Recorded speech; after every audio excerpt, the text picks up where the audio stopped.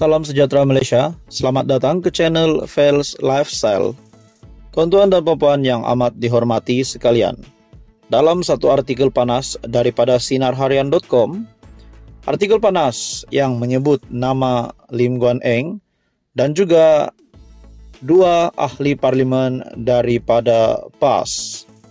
Dalam artikel ini yang bertajuk Setiausaha Politik Guan Eng buat laporan polis terhadap dua MP PAS, Haraka. Satu laporan polis dibuat terhadap dua ahli parlimen PAS dan Akbar Haraka kerana didakwa menyebarkan berita palsu mengenai pengerusi DAP Lim Guan Eng. Laporan tersebut dibuat oleh setiausaha politiknya Wong Hon Wai di Ibu Pejabat Polis Daerah IPD Timur Laut pada Selasa. Menurut Hon Wai, laporan polis itu dibuat terhadap timbalan Presiden PAS merangkap ahli Parlimen Kubang Kerian Datuk Seri Tuan Ibrahim Tuan Man, timbalan Ketua Pemuda Dewan Pemuda PAS merangkap ahli Parlimen Alor Setar Afnan Hamimi Taib Azamuddin, dan Akbar Haraka selaku organ penerbitan PAS. Saya membuat laporan ketika ketiga-tiga pihak ini kerana didapati menyebarkan berita palsu bahawa Guan Eng ada mengeluarkan kenyataan bahawa semua tokong Buddha akan dirobohkan oleh Perikatan Nasional kalau PN mentadbir negeri itu. Semua ini adalah fitnah dan disebabkan itu saya memohon polis menyiasat ketiga-tiga pihak ini yang menyebarkan berita palsu dan fitnah serta menyerang peribadi Guan Eng selaku ahli Parlimen Bagan.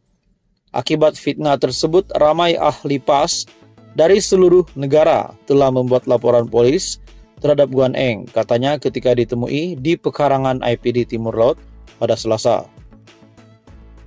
Bekas ahli Parlimen Bukit Bendera itu berkata, beliau meminta polis menjalankan siasatan mengikut Seksyen 499 Kanun Keseksaan Akta 574, Seksyen 504 Kanun Keseksaan kerana mengaibkan dengan niat hendak memecahkan keamanan.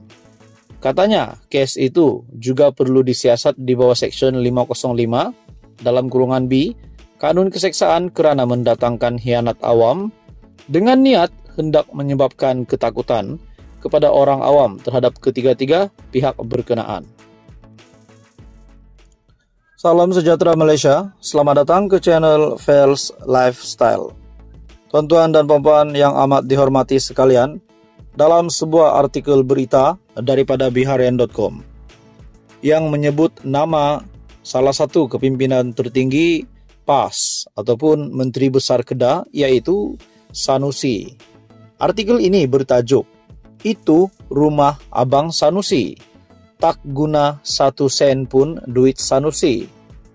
Menteri Besar Datuk Seri Muhammad Sanusi menafikan gambar rumah banglo di Sik yang ditularkan pihak tertentu menerusi media sosial adalah miliknya.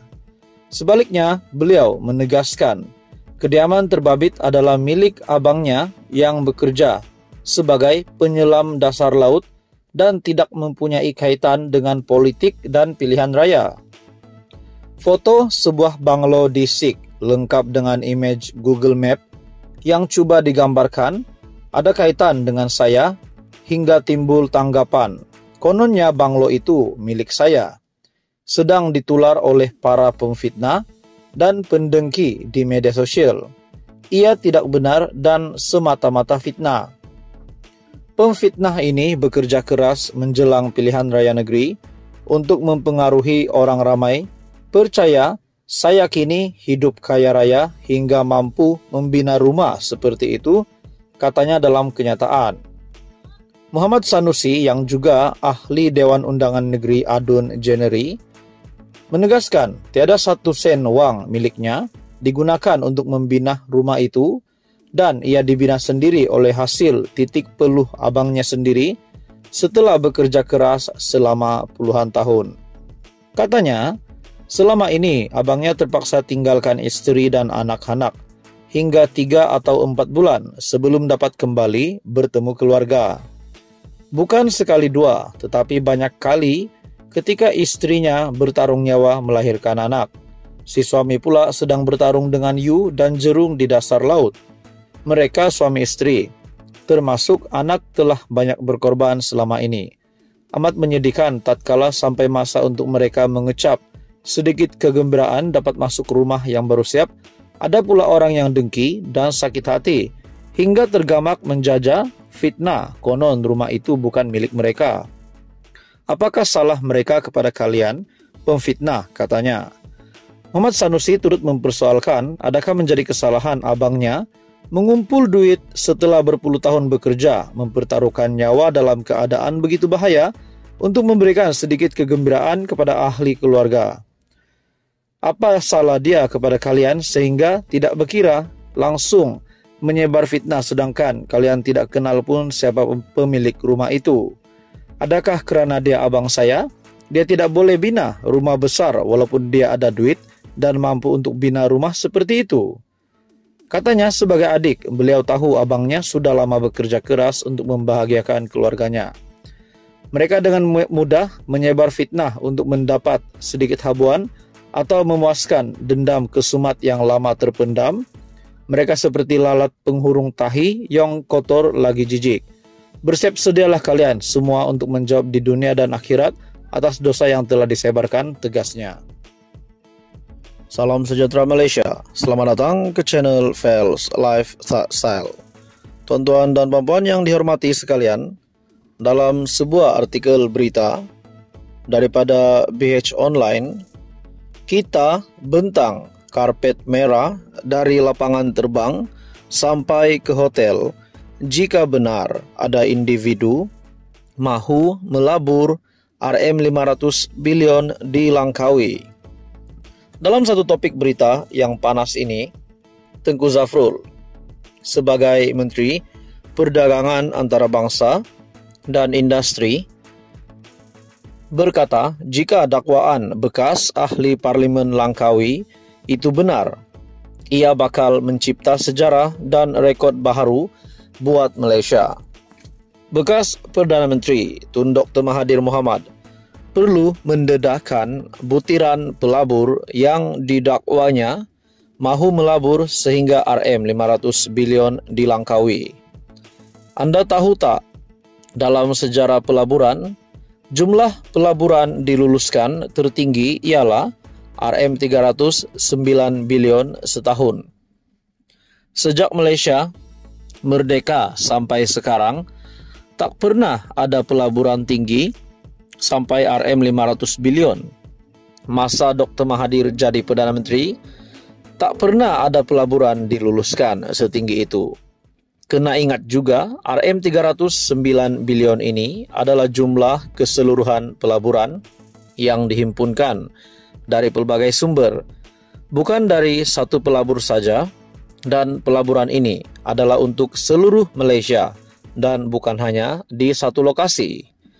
Jika betul ada satu pelabur sanggup labur sampai RM500 bilion di Langkawi saja, ini bakal jadi rekod baru di Malaysia, katanya dalam satu penjelasan menerusi video di Facebook beliau. Sebagai menteri yang menjaga pelaburan, Tengku Zafrul berkata, andai benar dakwaan pelabur ini wujud, kerajaan akan mempermudahkan kemasukan pelaburan ini. Saya tak kisah siapa yang membawa masuk pelaburan itu, sama ada Dr. Mahathir, kerajaan atau pembangkang. Sebab kalau ada pelaburan masuk, yang terima manfaat adalah rakyat. Jadi, saya nak minta jasa baik Dr. Mahathir kongsi butiran pelabur ini. Sedangkan pelabur nak melabur juta-juta pun kita sambut dengan tangan terbuka. Ini kan pula nak labur RM500 bilion. Memang kita bentang kapet merah dari lapangan terbang sampai ke hotel, katanya. Dr. Mahathir pada satu program bual bicara anjuran proklamasi orang Melayu di Pusat Konvensyen Shah Alam Sabtu lalu mendakwa berjumpa dengan pelabur yang berhajat melabur Rm500 billion di pulau peranginan Popular itu, namun tidak mendedahkan individu berkenaan. Ada orang nak melabur, mereka jumpa saya. Mereka kata nak melabur di Pulau Langkawi sebanyak Rm500 billion. Tetapi katanya tak ada menteri yang sudi jumpa dengan dia. Selain itu, ada juga seorang lagi datang jumpa saya, cakap nak melabur, tetapi tak ada layanan juga. Jadi sebenarnya bukan orang tak nak datang melabur. Orang nak, tetapi kerana tak ada layanan, mereka pergi ke Indonesia, Vietnam dan Filipina. Dakwa Dr. Mahathir seperti dipetik dalam laporan media.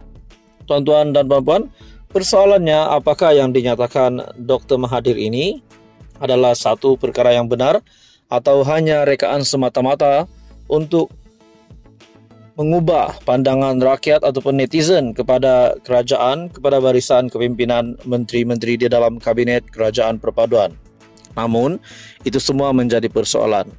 Pada akhirnya, Tengku Zafrul sebagai Menteri Perdagangan Antarabangsa dan Industri membidas kenyataan Tun Mahathir, memberikan pandangan terhadap kenyataan Tun Mahathir di mana beliau perlu mendedahkan butiran pelabur yang didakwanya mahu melabur sehingga Rm500 billion di Langkawi. Tuan-tuan dan puan-puan, teruskan bersama di dalam channel ini untuk info yang seterusnya. Mohon bantu channel ini dengan menekan butang like, share, dan subscribe.